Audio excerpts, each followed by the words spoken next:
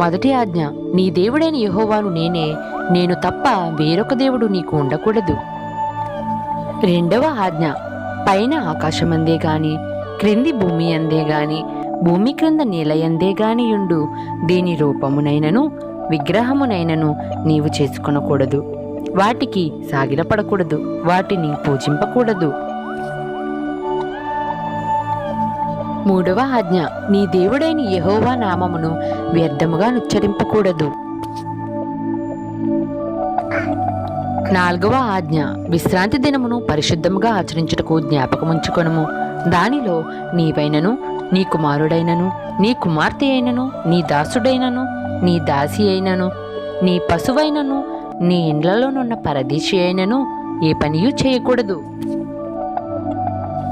ఐదవ ఆజ్ఞ, నీ దేవుడైన యెహోవా నీకనుగ్రహించు దేశములో నీవు